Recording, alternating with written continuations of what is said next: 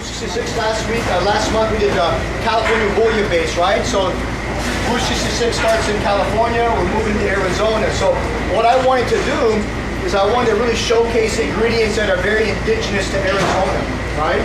So I thought about it, and kind of going back and forth. And so I really wanted to show some of the native touches of Arizona. Navajo Nation is very prominent in Arizona, so we're going to feature a couple of those items and just things that are indigenous to the region. So today we're doing an Indian fry bread, right? Okay, have you guys made that before? No? Really simple. I'm going to walk you through it, and I've got recipes for everything today, so I'm going to make sure you get recipes. And so I'm going to do the fry it up. We're going to serve it to you warm. And we did a little bit of a honey butter, okay? So we're using like local honey indigenous to the Arizona region. So honey butter, Indian fried bread. And then for your starter, we did a white corn soup. So corn is something that's been harvested and cultivated going back to 3,000 to 4,000 years in Arizona. So that's something I wanted to feature. So we're doing a white corn soup. And I'm going to serve it with a little bit of coriander oil. So I took some vegetable oil and I fused it with coriander seed and I roasted it. So I toasted the coriander seed, crushed it, and I fused it in with oil. So we're going to drizzle a little bit of that on top of your fried bread. It's going to be very delicious. For the entree, we're cooking wild boar, right? So, all right, so I really want to do something that was really kind of native, dating back. So sheep, believe it or not, is something that has been eaten. It's a very prominent meat in Arizona culture. So I didn't think you would want to go for the sheep, so we went for the wild boar.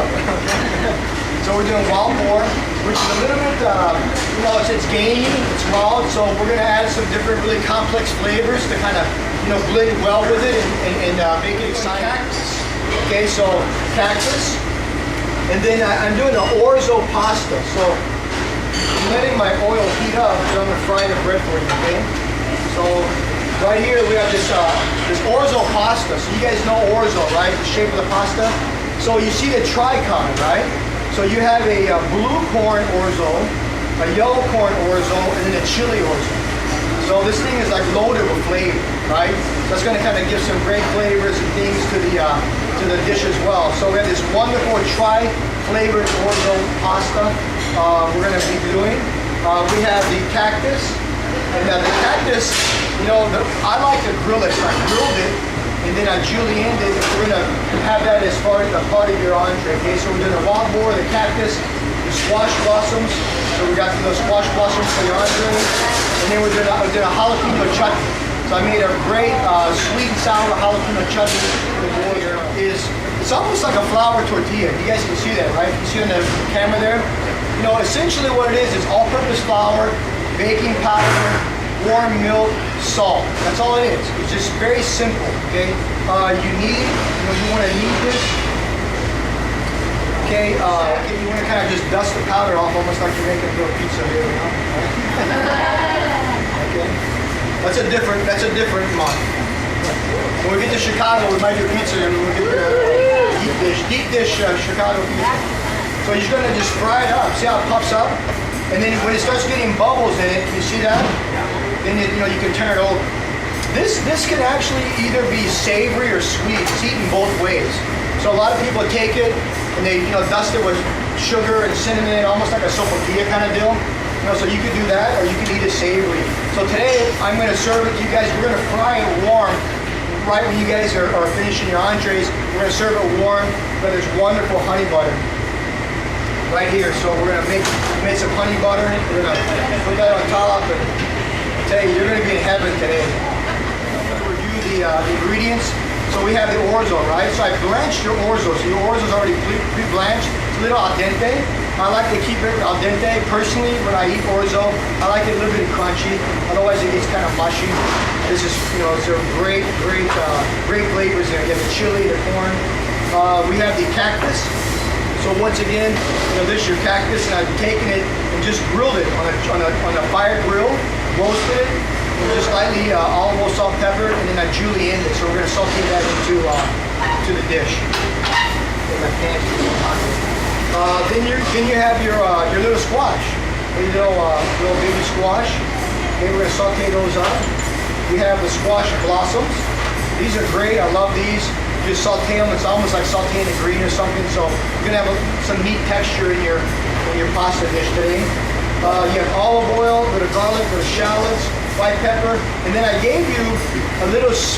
So if you want to kind of kick it up and make it a little bit spicy, I gave you a little chili, like a chili rub I made. So it's cayenne, a little bit of chili powder, a little bit of ground thyme, a little bit of oregano, and so you can kind of marinate the meat with that if you want. If you want to salt, pepper, that's fine. If you want to put a little bit of spice onto it, it's an option for you for today. Okay. Then I made you can see that it's a jalapeno chutney. So basically I made like a jalapeno jelly. I threw some apples in there. So I thought the apples would go great with the boar, right? So I have roasted apples, jalapenos, basically made a jam, cooked the ingredients down, and then I put all the apple, so what I'm going to do is I'm going to do a little pepper, right? So you want to, once again, you want to make sure that you take that pepper and you really push it into the meat, right? You don't want to have it fall off with the sauteing. So I'm going to do my chili, my little chili thing I'm going here. So I'm going to just lightly sprinkle that, right? So I don't mind to be a little bit spicy. Okay. I think the spice will add some flavor, but then again, you don't want to mask the flavor too much. Just a little bit is good. Okay. A little bit of sea salt. Okay. Press that into the meat real good.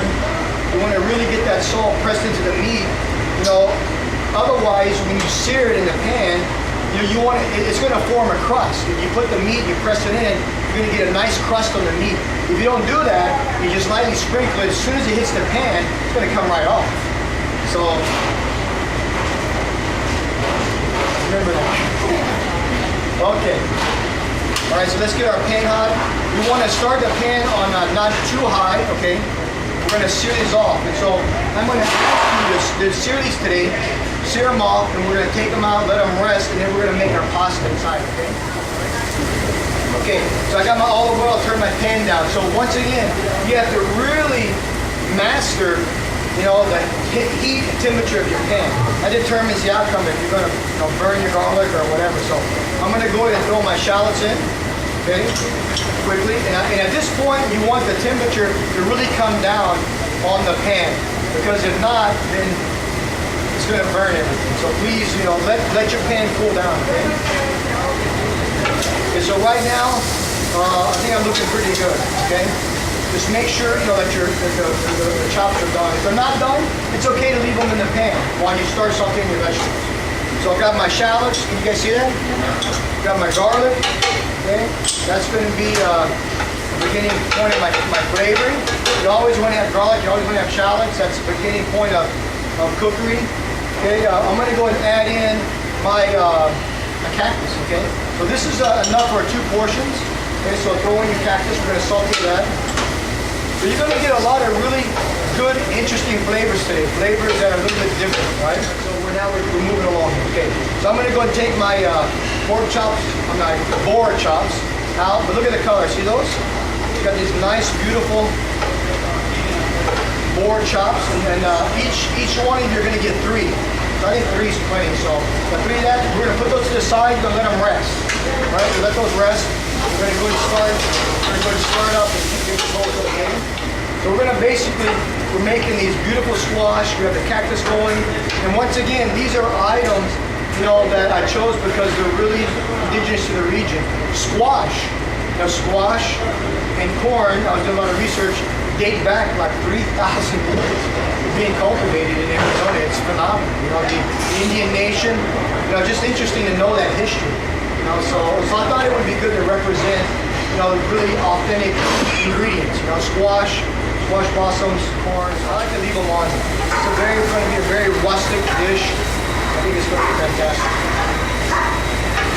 Okay, so we got that going, we got everything happening. It's all going on here. So we're going to let that saute. We're going to let this really just kind of cook down. Okay, we're going to heat it just a little bit. Put the rest of my olive oil in. Okay? Okay? We're not going to use any broth. We're going to let all the vegetables kind of just roast it, and you're going to just enjoy all the natural flavors, okay?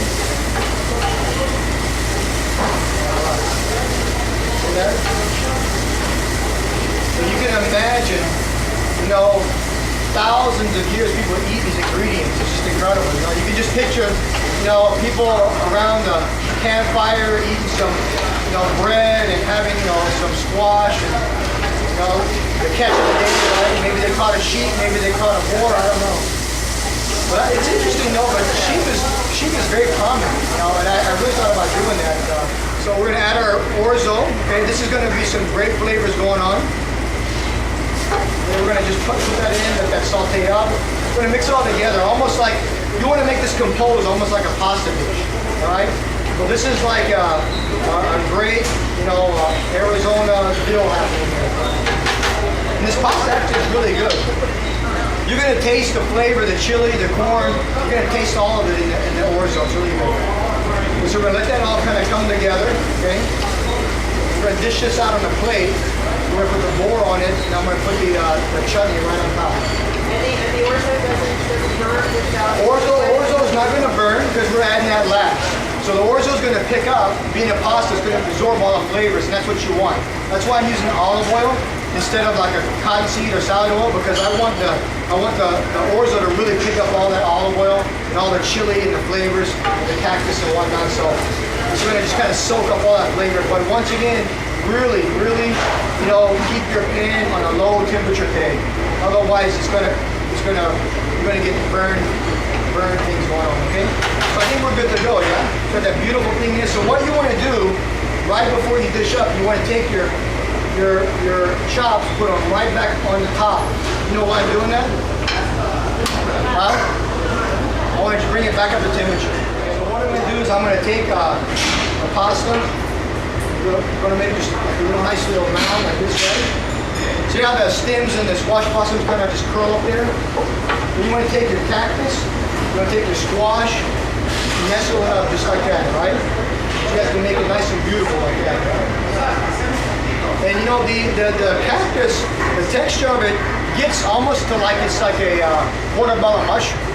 You know, the texture turns into like a wood ear or either like a portobello mushroom. It has a really kind of spongy, interesting texture. So I think I like it. It's always good to try new things. Okay, so I've got my wild boar. What's the cost compared to... It's reasonable. It's reasonable. I think I paid... I think it was somewhere like around $8 a pound. I'll double check. There's the chops here. We're going to put 2 chops like this, right? You can do whatever you want to do. Once again, it's culinary arts, right? So I know some of you guys get crazy with your presentations.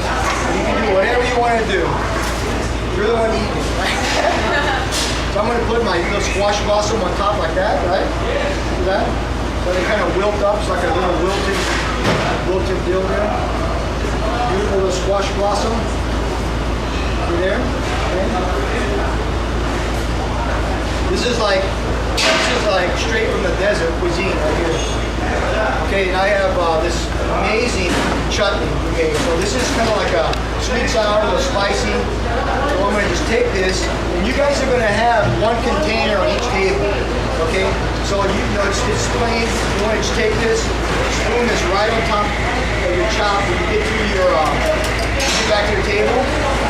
There's a little spoon of this jalapeno chutney. It's really great. It's a little bit spicy to it, a little bit of sweetness to it, so it's kind of like a sweet and sour deal. And we're going to take our fry bread, all right? We're going to cut this in half.